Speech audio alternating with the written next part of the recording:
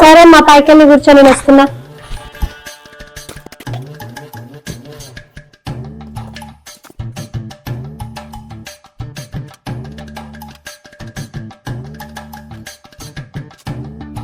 ఆ చౌకాల కంటే ముందు నేనే వెళ్ళాలి ట్యూషన్కి. వామ్మో, ఇది రాగానే బుక్కులు తీసి చదువుతుంది. చదవలేక ఇవాళ అందరికన్నా ఫస్ట్ వెళ్ళి హోంవర్క్స్ మొత్తం కంప్లీట్ చేసుకోవాలి.